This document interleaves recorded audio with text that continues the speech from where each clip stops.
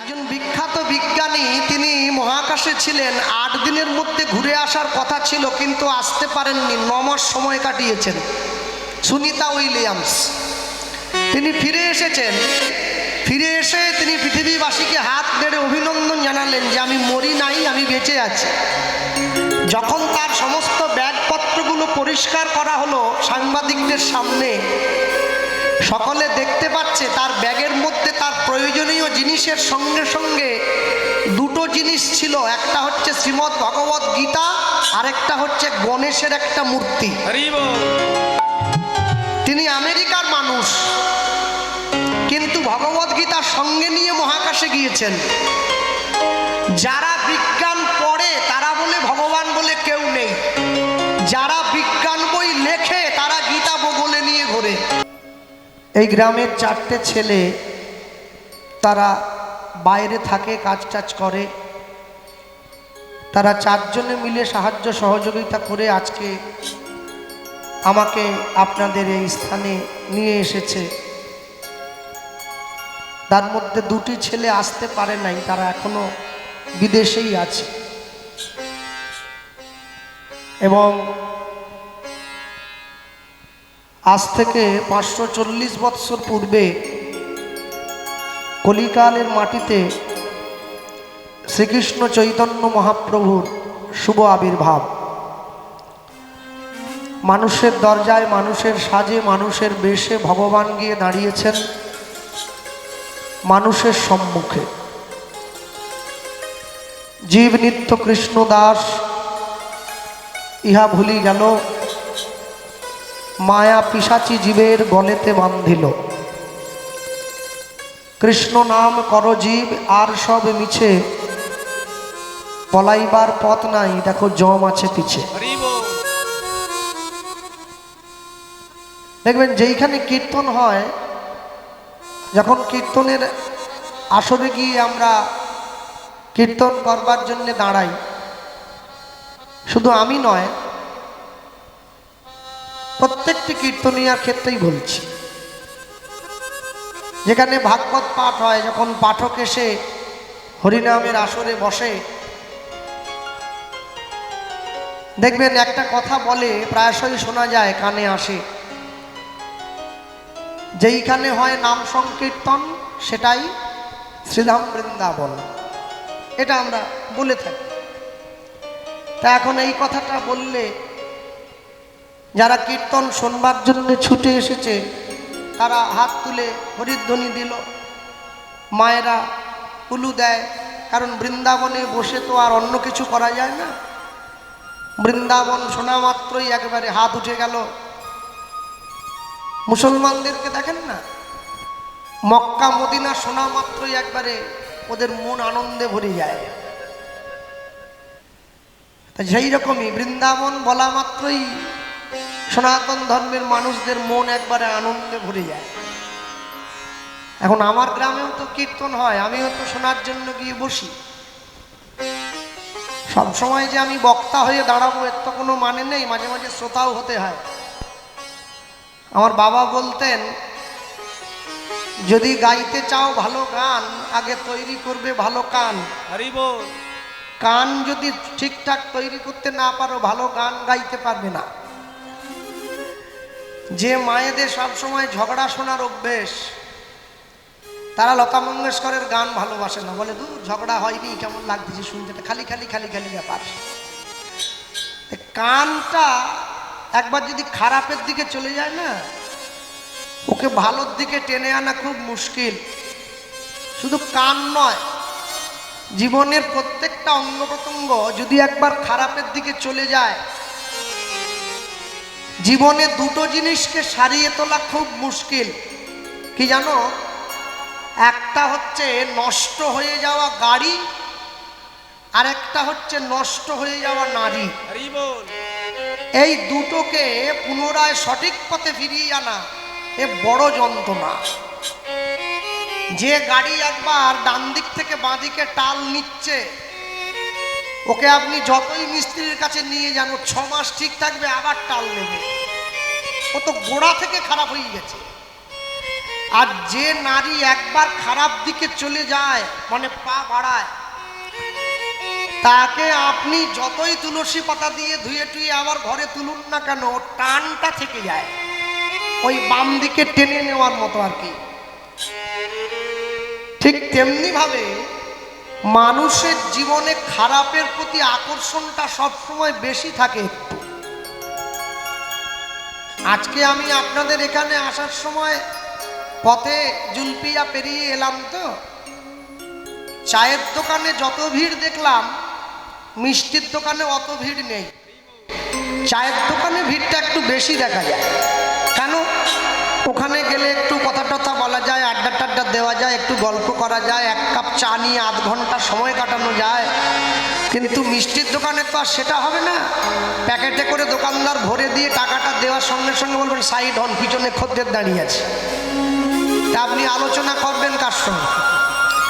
ঠিক তেমনি আজ থেকে 540 বৎসর আগে চৈতন্য মহাপ্রভু এসে দাঁড়িয়েছেন মানুষের দরজায়। চৈতন্য মহাপ্রভু আসার যে যাই কারণ হোক না কেন, ওই যেটা বলতেছিলাম, যখন আমিও শুনি কীর্তনীয় বলছেন যেইখানে হয় নাম সংকীর্তন সেটাই শ্রীধাম বৃন্দাবন, এটা শোনা মাত্র আমি হাত তুলে দিই। কেন? সবাই তুলেছে তো আমিও তুললাম। কারণ আশ্চর্য হলো, আমার পাশে যে বসে আছে সেও তো হাত তুলেছে, কিন্তু সে তো হাত তুলে নেই, নামিয়েও দিয়েছে। এবার দেখি হাত নামিয়ে পাশে বসে বসেই এগরোল কিনে খাচ্ছে। সে ভুলে গিয়েছে যে বৃন্দাবন এগরোল ডিম ভাজা খাওয়ার জায়গা নয়। আমি আপনাদেরকে এই জন্যই বললাম, একটু নিজেদের রুচিটা পরিবর্তন করবেন দয়া করে। এতে করে আপনাদের জীবনের সার্বিক কল্যাণ হবে। আজ থেকে 10 বছর, 15 বছর, 20 বছর পরে গিয়ে হয়তো গোপাল কৃষ্ণ পাল এই নামটা থাকবে না। কারণ যে শত্রু পিছনে ঘুরছে, যে কোনো দিন আমি খালি হয়ে যেতে পারি, সেটা আমি জানি। কিন্তু খালি হয়ে যাওয়ার ভয়ও পাচ্ছি না, কেন? আমার তো পিছু টান নেই, তাই ভয় নেই। কিন্তু আমি এইটুকু জানিয়ে দিয়ে গেলাম, নিজেদের রুচি পরিবর্তন না করলে ভগবানের মহিমা সম্পর্কে আপনারা অবগত হতে পারবেন না কোনো দিন। আপনি তো মা, আপনি কোন সাহসে ঈশ্বরের সামনে বসে আপনার ছেলে বায়না করলো বলে আপনি ডিম দিয়ে এগরোলটা কিনে এনে ছেলের হাতে দিচ্ছেন? ছেলে আসলে বসে বসে খাচ্ছে, একটু আগুন নিয়ে খেলা করা হয়ে যাচ্ছে না মনে হয় কি? আগুন নিয়ে খেলা করতে গেলে আগুন কিন্তু হাত পুড়িয়ে দেবে। আগুন বুঝবে না যে আমি না জেনে ওতে হাত দিলাম। আগুনের ধর্ম দহনত্ব, জলের ধর্ম প্লাবত্ব, পশুর ধর্ম পশুত্ব, মানুষের ধর্ম তার মনুষ্যত্ব। আমি বৈষ্ণব হলাম, ভক্ত হলাম, নামের মালা নিলাম, কপালে তিলক দিলাম, দাদুর সঙ্গে স্বরূপ করলাম, একাদশীর দিন বাড়ির দোতলার বারান্দায় দাঁড়িয়ে দাঁড়িয়ে মালা জপ করছি। আমার বাড়ি হচ্ছে পশ্চিম মেদিনীপুর, খুব গরমের জায়গা। পূর্ব মেদিনীপুর থেকে 60-70 কিলোমিটার। তো গরমকালে সমস্ত কলের লেয়ারগুলো ফেল হয়ে যায়, জল উঠতে চায় না। বাড়ির কলটায় ঝিরিঝিরি করে জল পড়ছে। আমি দোতলার ছাদ থেকে দেখতে পাচ্ছি মালা জপ করতে করতে গ্রামের মা বোনেরা এসে বাড়ির কল থেকে জল নিয়ে যাচ্ছে। আমি কাউকে কিছু না বলে রাতের অন্ধকারে গিয়ে নিজের কলটায় তালা দিয়ে দিলাম, আবার মালা জপ করছি। একটা জিনিস পরিষ্কার হয়ে নেন, আমাকে কিন্তু চলে যাওয়ার সময় জল বিনেই যেতে হবে। মালা কিন্তু আমার জল দিতে পারবে না, কেন? কর্মটা খারাপ করেছি। কর্ম যদি ভালো হয়, ভাগ্য হয় দাসী, হৃদয় যদি ভালো হয়, ঘরেই মথুরা কাশী। চারদিকে ছুটে যাওয়ার আমার দরকার নেই। এবছর কুম্ভ মেলা হয়ে গেল প্রয়াগে। আমি টিভিতে দেখছিলাম 60 কোটি মানুষ স্নান করেছে, 6060। আপনাদের এখানে কেউ আছে কিনা বলতে পারবো নি, তবে আমার গ্রামে খুব একটা কেউ ছিল না, সকলে ঝেঁটিয়ে চলে গিয়েছিল। আমি আর আমার মা বোধহয় বাদ ছিলাম। গান ছিল না, মানুষ শুধু বাস ভর্তি করে করে চলে যাচ্ছে। কোথায় যাচ্ছ? বলে কুম্ভে ডুব দেব, স্বর্গে চলে যাব। তা আমি বলি কি, এই 60 কোটি মানুষ যদি স্বর্গে যায় তাহলে তো দেবতাদেরকে জুলপিয়া চলে আসতে হবে, জায়গা তো থাকবে না, আর সব তো ভর্তি হয়ে যাবে। 60 কোটি মানুষ স্বর্গে চলে গেলে দেবতাদের থাকার জায়গা কোথায়? শুনুন, গঙ্গা স্নানে দেহ পবিত্র হয়, মন কোনোদিন পবিত্র হয় না। পাপ কিন্তু দেহ করে না, পাপ করে মন। মা জানে বাপ, মন জানে পাপ। আপনি যদি যতবার গঙ্গাসাগরে গিয়ে ডুব দেন না কেন, আপনি মন শুদ্ধ করতে পারবেন না। মনকে শুদ্ধ করতে গেলে আপনাকে চোখের জলের গঙ্গাতে ডুব দিতে হবে, তবে শুদ্ধ হবে। আপনি যদি ঘরের কোনায় বসে ঈশ্বরের নাম নিয়ে নয়ন জলে ভাসতে ভাসতে সেই জলে আপনার দেহটাকে স্নান করিয়ে নিতে পারেন, এর থেকে বড় গঙ্গা আর জগতে কিছু হয় বলে আমার মনে হয় না। মানুষের আশা অনেক, মানুষের চায়ও অনেক, কিন্তু পূরণ করবার মালিক তিনি। যতটুকু চাইবেন অতটুকুই পূরণ হবে, আর যেটা চাইবেন না সেটা কোনো দিনের জন্য পূরণ হবে না। গত পরশুদিন আপনারা টিভিতে খবরের কাগজে একটা জিনিস প্রায় দেখেছেন সকলে।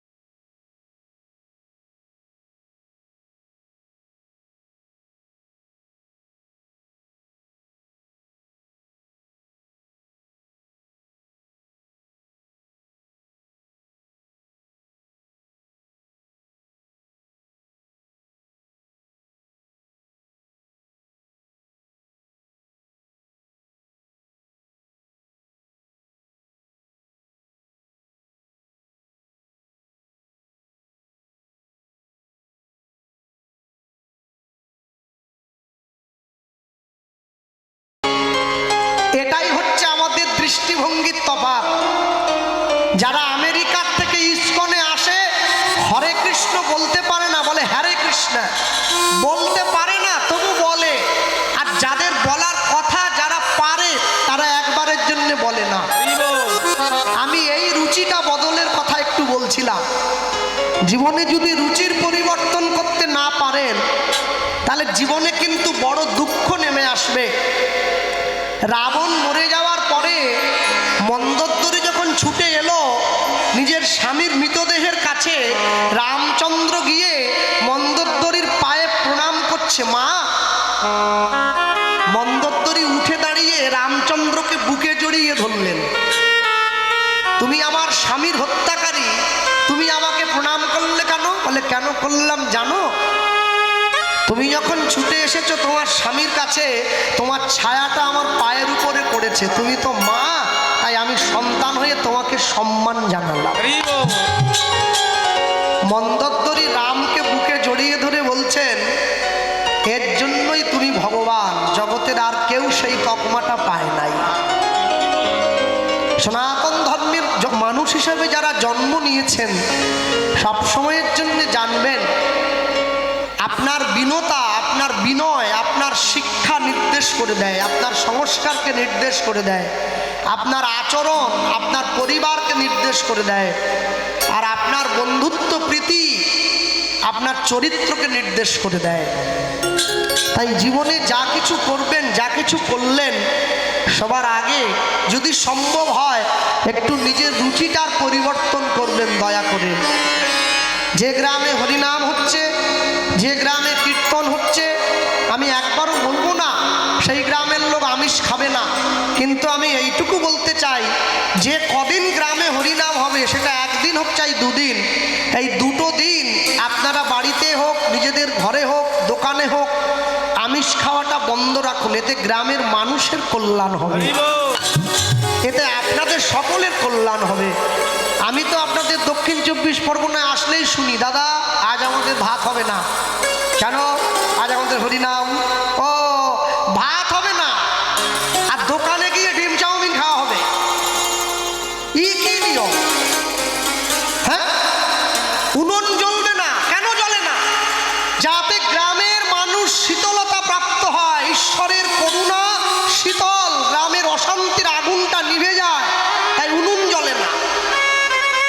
তাহলে বাইরের উনুনটা নিভিয়ে দিয়ে ভেতরের উনুনটা জ্বালছেন কি জন্যে? দুটো দিনের তো ব্যাপার। আর যারা আত্মীয় টাত্মীয় এসছে, আত্মীয় তো বলবো না, কুটুম বলবো, যারা কুটুম টুটুম এসছে একটু বোঝান তাদেরকে যে হ্যাঁ রে, একটা দিনের তো ব্যাপার, একটু দাঁড়িয়ে যা, কালকে নগর কীর্তনটা হয়ে যা, মহাপ্রভুর ঘরটা বেরিয়ে যা, তারপর দেখবি একবারে মুরগির ঘরে নিয়ে গিয়ে ঢুকিয়ে দেবো, ধরবি আর খাবি, বেরোবার দরকার নেই, ওইখানে বসে থাকবি, যতক্ষণ ইচ্ছে খেতে থাকবি, একটা দিন দাঁড়িয়ে যা। মনে রাখবেন সব সময়ের জন্যে দক্ষিণ 24 পরগনা প্রত্যেকটা হরিসভায় গিয়ে আমি এই কথাটা প্রচার করি। আজও আপনাদের এখানে করলাম।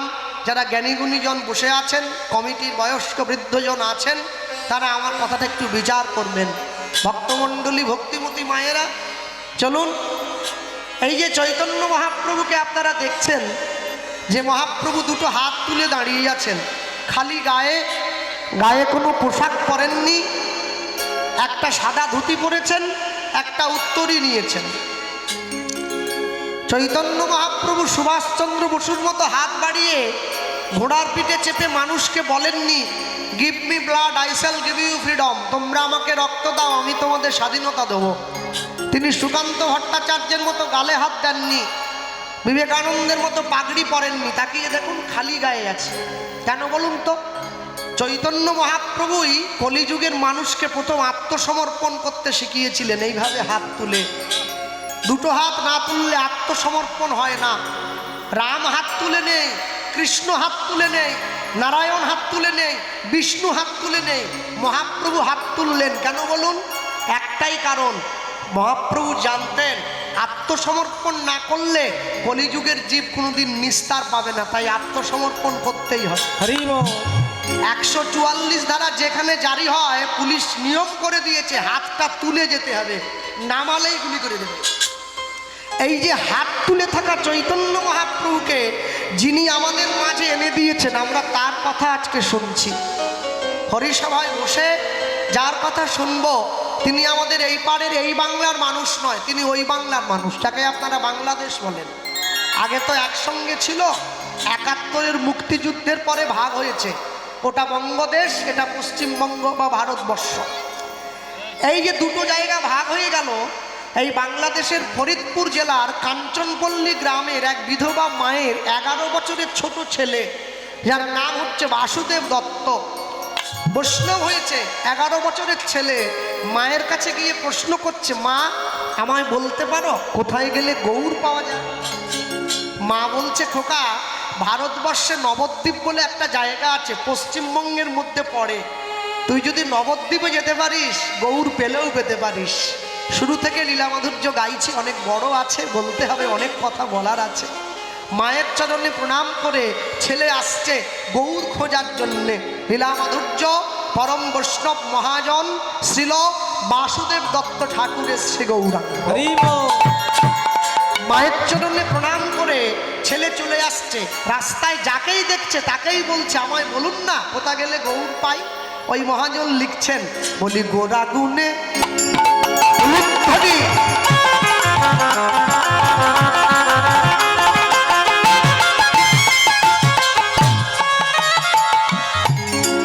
গোরা গুনে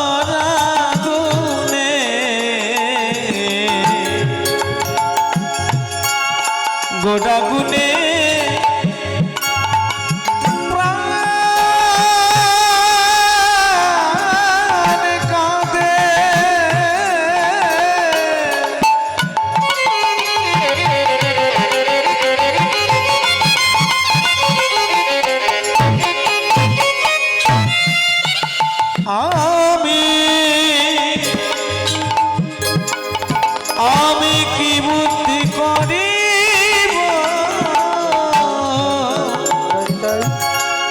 গোরা গুনে গোরা গোরা গোরা গুনে প্রাণ কাঁদে। বেশ করো।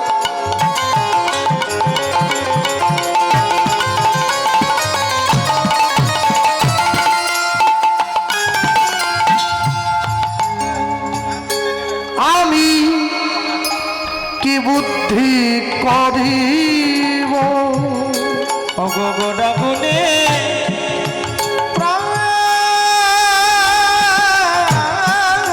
কাঁদে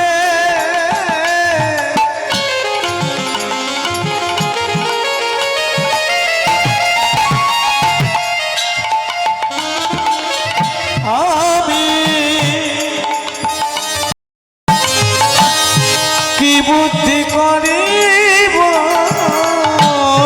বল গৌরাঙ্গ গুণের নিধি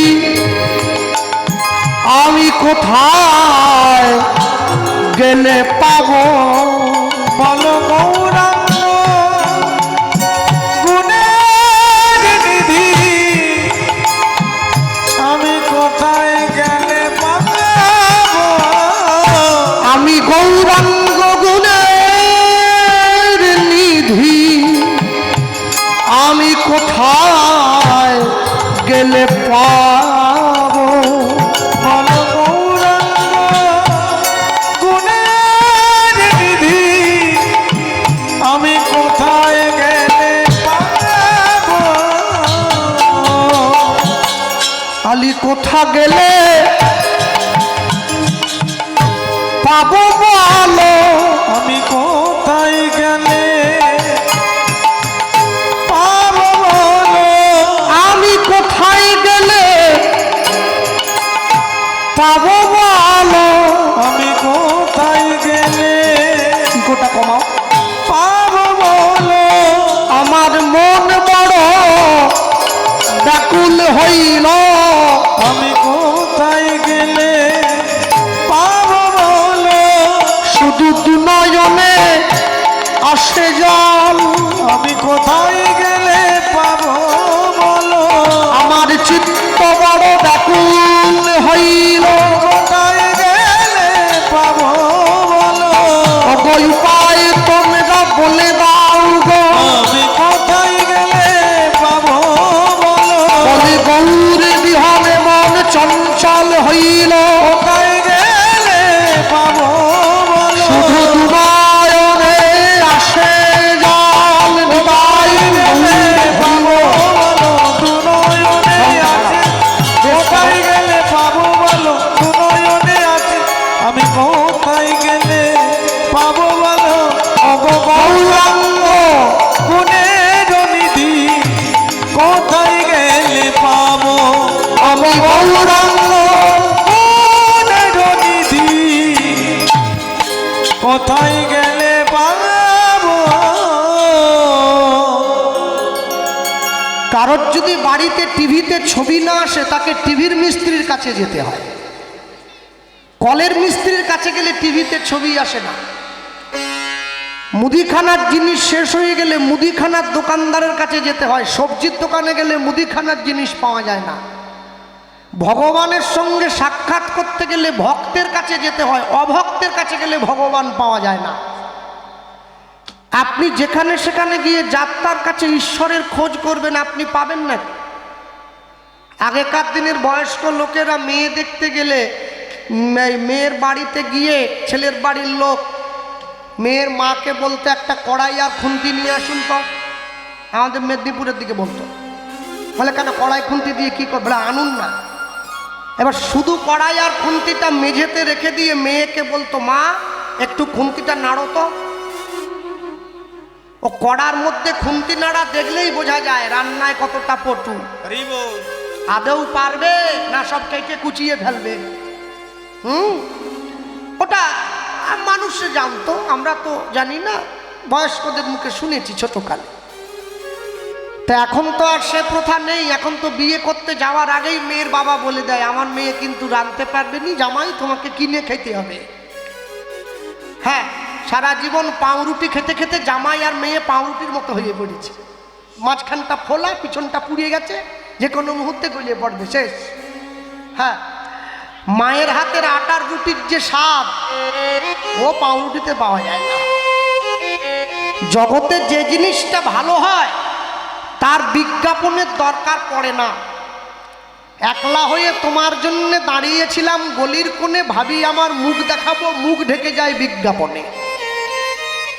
যে জিনিসটা ভালো হয় তার জন্য বিজ্ঞাপনের দরকার নেই, যেটা খারাপ ওর জন্য বিজ্ঞাপনের দরকার হয়। ঠিক তেমনি ভালো মানুষ চেনা যায় হাতে আর পায়ে, মন্দ মানুষ চেনা যায় ভাষা ব্যবহারের গায়ে। যে মানুষটা ভালো হয় না, তার হাত পা তার কথা বলাটাই সুন্দর। আর যে মানুষটা মন্দ হয় তার কথাবার্তাগুলোই খারাপ, ওটাই বোঝা যায় মানুষটা ঠিক না। দেখবেন, আমার কথায় একটু দুঃখ পাবেন না, যে দোকানদার দোকানের উপরে লিখে রাখে সততাই আমাদের একমাত্র মূলধন, honesty is the best policy, ও সব থেকে বড় চিটিংবাজ, ওর দোকানে খবরদার ঢুকবেন না। যে সৎ হয় তাকে লেখে জানাতে হচ্ছে আমি সৎ। মানুষ আপনাকে দেখলেই তো চিনে যায়। মহাজন কি বলেন, যাকে দেখিলে মুখে আসে কৃষ্ণ নাম, জানিবে সেই বৈষ্ণব তাকে করিবে প্রণাম। তাহলে যে প্রকৃত বৈষ্ণব হয়েছে সে কি গায়ে চিঠি নিয়ে ঘুরে বেড়াচ্ছে আমাকে প্রণাম করো আমি বৈষ্ণব? সে জানে যার ভালো লাগবে সে এসে এমনিতেই আমাকে প্রণাম করবে। মনে রাখবেন, পৃথিবীর থেকে চলে যাওয়ার আগে সমস্ত কিছুর হিসেব দিয়ে এখান থেকে যেতে হবে। আপনি এমনি এমনি যেতে পারেন না।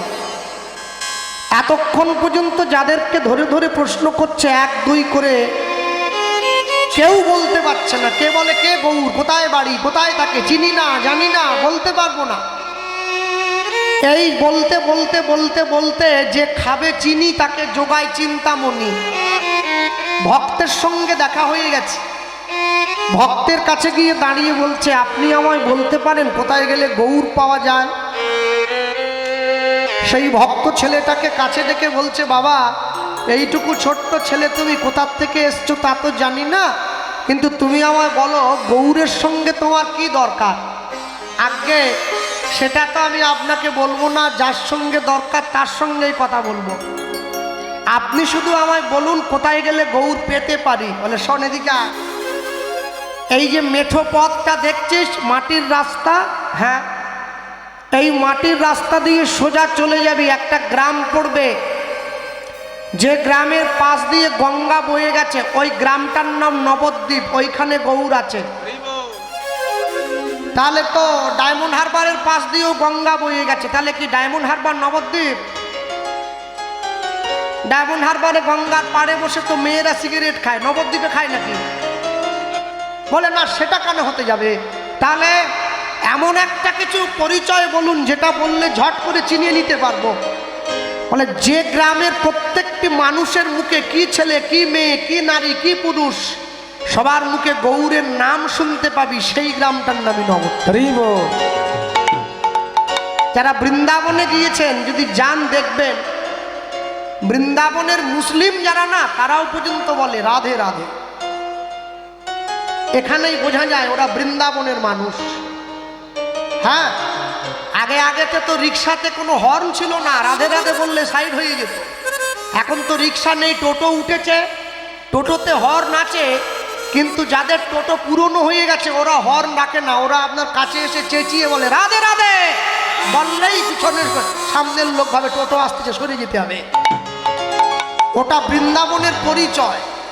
ঠিক তেমনি ভাবে ওই লোকটি যখন পরিচয়টা দিয়ে দিয়েছে, ছেলেটা এক পা দু পা করে সোজা এসে পতিত পাবনী মা গঙ্গার পাড়ে দাঁড়িয়ে মা গঙ্গাকে প্রণাম করে বলছে, মা আমি যেন গৌরের খোঁজটা নিয়ে নিতে পারি।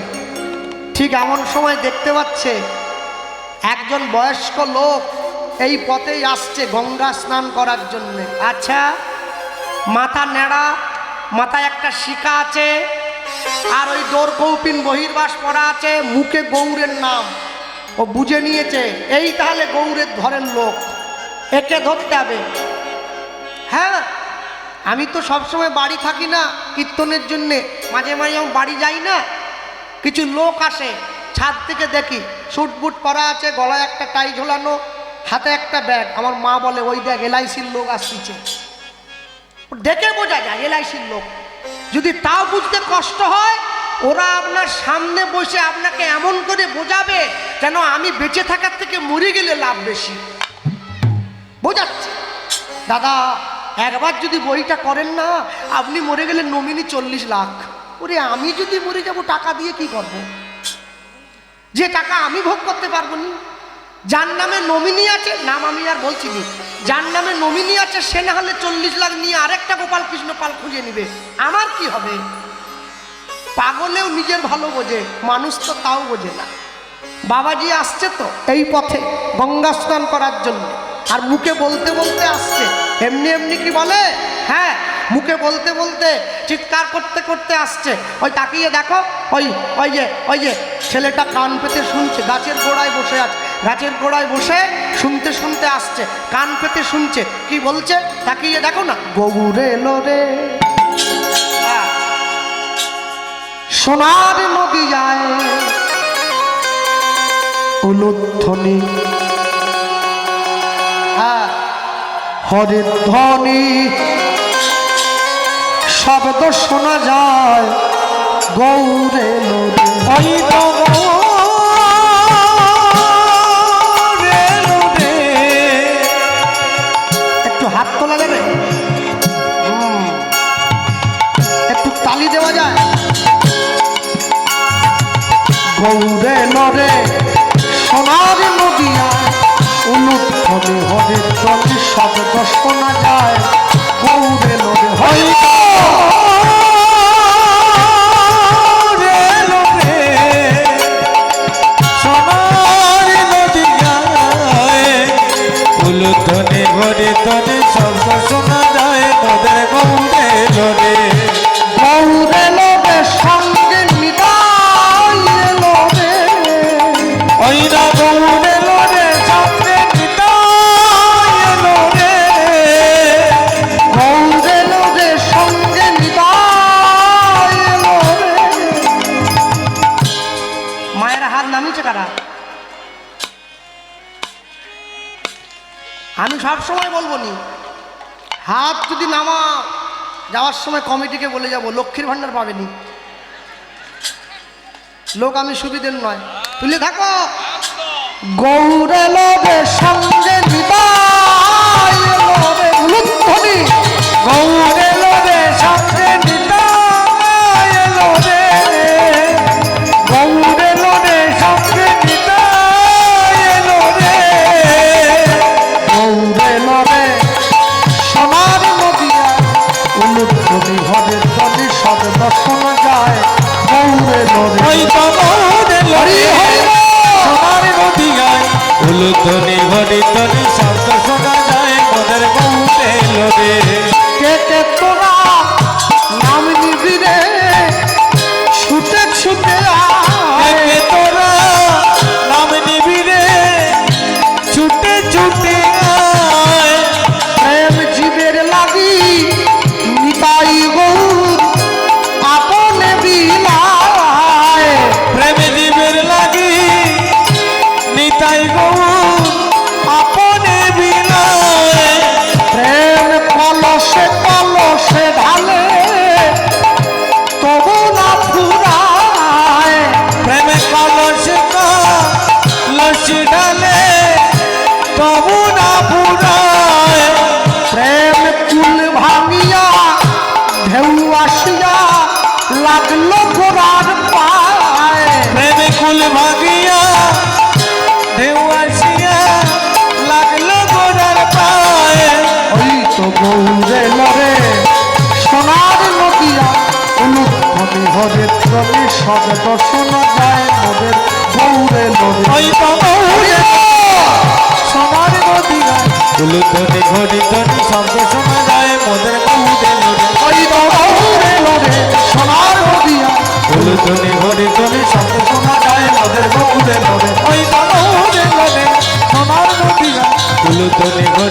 শব্দ শোনা যায় গৌতে এলো রে।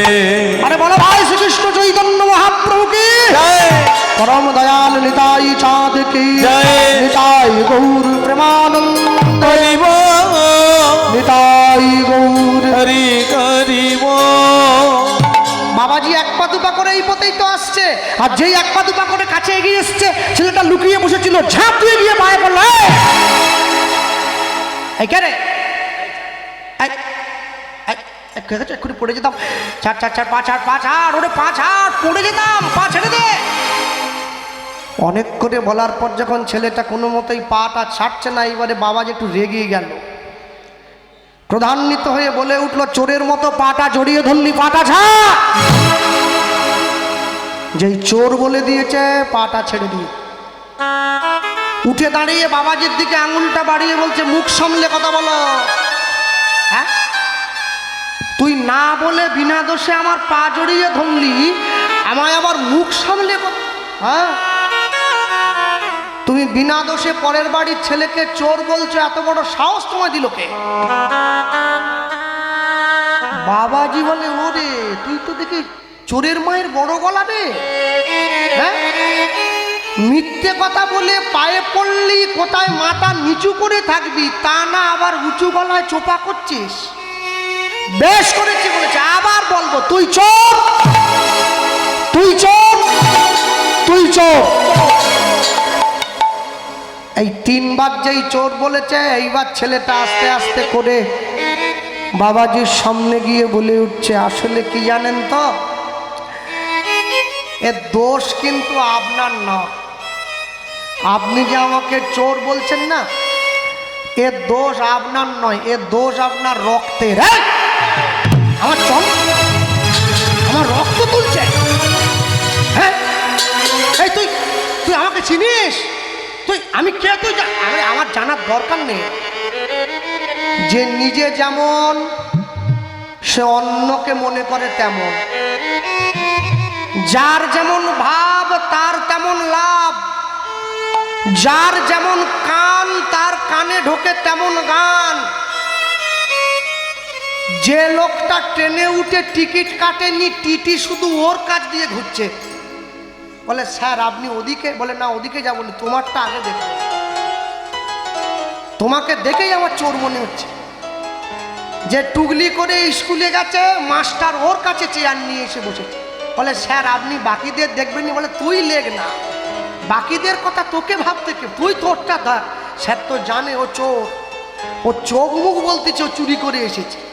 তারপর যখন খুঁজে টুজে পাওয়া গেল, দেখা গেল বাংলা পরীক্ষার দিন ভূগোলের টুগলি করে এনেছে, ও কোনো কাজেই লাগবে না, ও সব বেকারই আছে। হ্যাঁ, বাবাজি আস্তে আস্তে করে ছেলেটার সামনে দাঁড়িয়ে বলে উঠছে, তুই যে আমাকে চোর বললি, বলতো আমি কি চুরি করেছি? না না, সেটা আমি বলবো না। আমি যদি বলি আপনার যেটুকু সম্মান আছে ওইটুকু সম্মানও চলে যাবে। না না, বলবো, সম্মান যাক, এত লোকের মাঝে জুলপিয়ার থেকে অনেকটা ভিতরে এসছি, সম্মান গেলে চলে যাক, তবু তুই বল আমি কি চুরি করছি বল। ছেলেটা বলে, বলবো, হ্যাঁ বল। আস্তে আস্তে করে যখন ছেলেটা কাছে এগিয়ে এসছে, বাবাজি বলছে, জোরে বল, কোনো আস্তে টাস্তে না। বলবো, হ্যাঁ। দাপর যুগে ভগবান কৃষ্ণের গরু চুরি করেছিলে বলে ভগবান তোমায় নেড়া করে দিয়েছে, আমি সব জানি। আরে চুপ কর, আরে আস্তে, আরে মুখটা চাপা, বুকে জড়িয়ে ধরে মনে মনে ভাবছে, পাটি আমার হাঁড়ির খবর জানলো কি করে? হ্যাঁ, নবদ্বীপে এত বয়স্ক বয়স্ক বুড়ো বুড়ো লোকগুলো আমার কথা জানলো না, এইটুকু ছেলে জেনে গেল। কার পায়ে পড়েছে বুঝেছেন তো? হরিদাস, হরিদাস। দাপর যুগে সৃষ্টিকর্তা ব্রহ্মা ছিল, ভগবানের নবলক্ষ ধেনু চুরি করেছে, সেই ঋণ শোধ করার জন্য কলিযুগে হরিদাস হয়ে দিবানিশি 3 লক্ষ হরিনাম করছে। বাসুদেব দত্ত গিয়ে তার পায়েই পড়েছে। হরিদাস ঠাকুর বলে, বাবা আজ পর্যন্ত নবদ্বীপে কেউ আমার এ কথা বলতে পারেনি, তুমি বললে কি করে? বলে, আমি আরো অনেক কিছু জানি, বলবো? বলে, না না আর বলতে হবে না, রক্ষা করো ভগবান, এইটুকুতে ঠিক আছে, আর বেশি বলার দরকার নেই, কম কম বলো, কম কম বলো। কি চাই, কি চাই? চকলেট, বিস্কুট, 50 টাকা দিচ্ছি। বলে, ওই সব কিচ্ছু চাই না। কি, আমার যা সম্পত্তি টম্পত্তি আছে লিখে দেবো? বলে, ওসবও চাই না। কি চাই? ছুটে গিয়ে হরিদাস ঠাকুরের চরণটা জড়িয়ে ধরেছে। 11 বছরের বাচ্চা ছেলে যা চাইছে গোটা বিশ্বের মানুষ অবাক হয়ে গেল কি চাইছে। দাদুর 3 নাতি, দাদু বাজার থেকে 4টে চকলেট কিনে এনেছে। বড় নাতি বলছে আমার নীল চকলেটটা চাই, মেজো নাতি বলছে আমার লাল চকলেটটা চাই, ছোট নাতি সামনে দাঁড়িয়ে বলে দাদু আমার কোনো চকলেট নাহি চাই, আমি শুধু মানুষ হতে চাই। দাদু বুঝে নিয়েছে আমার ছোট নাতি যেটা চাইছে এটাই হচ্ছে আসল চাওয়া। 11 বছরের ছেলে হরিদাস ঠাকুরকে চাইলো, শুনে নিন কি চাইছে, চরণটা জড়িয়ে ধরে চাইলো, বাবাজি দিতে যদি হয় দাও না। গৌর প্রেম প্রীতি রতন, গৌর প্রেম প্রীতি রতন, তুমি দাও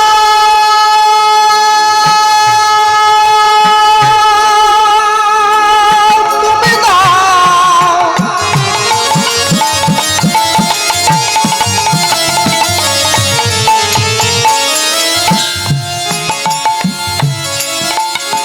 দাও দাও আমায় গৌর প্রেম দাও,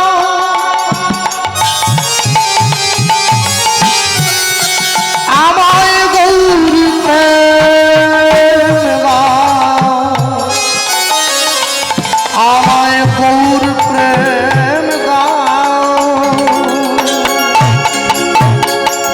গৌর প্রেম প্রীতি রতন, গৌর প্রেম প্রীতি রতন, করমরে তুমি, করমরে তুমি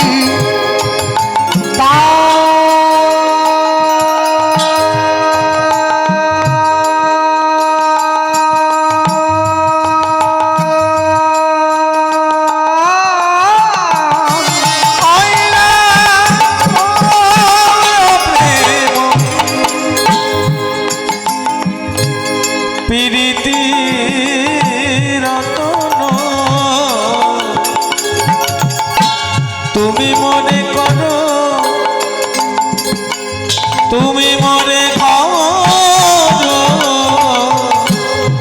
তুমি মনে করো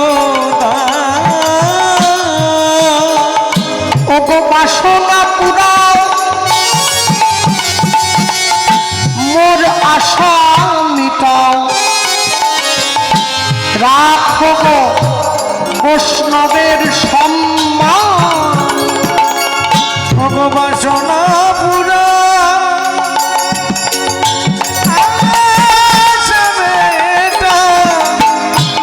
রাখো গে বৈষ্ণবের সম্মান, তুমি বাসনা পুরাও, মোর আশা মিটাও, রাখো গো বৈষ্ণবের সম্মান, তুমি বাসনা পুরা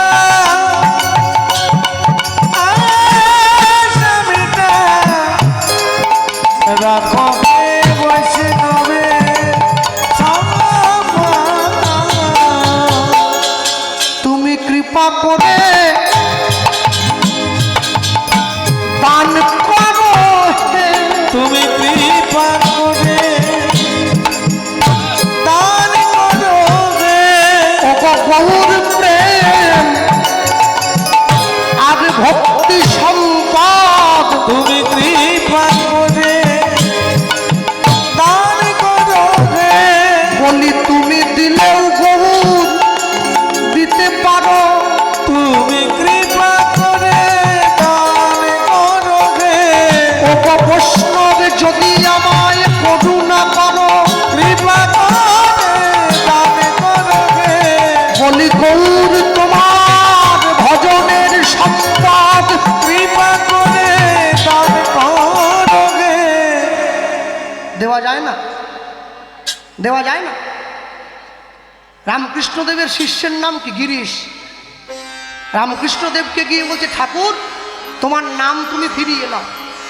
ঠাকুর বলে, হ্যাঁ রে গিরিশ, এ কি নোলেন গুড়ের মিষ্টি নাকি তোকে দিলুম আর তুই আমাকে ফিরিয়ে দিচ্ছিস? না না, তুমি যখন আমার কানে নাম দাও, তুমি কি বলেছিলে? নাম জপ করতে হবে প্রতিদিন। আমার সময় নেই, আমি পারবো না, তোমার নাম তুমি নিয়ে নাও। ঠাকুর বলে, তোর সময় নেই কেন, তুই কি করিস রে?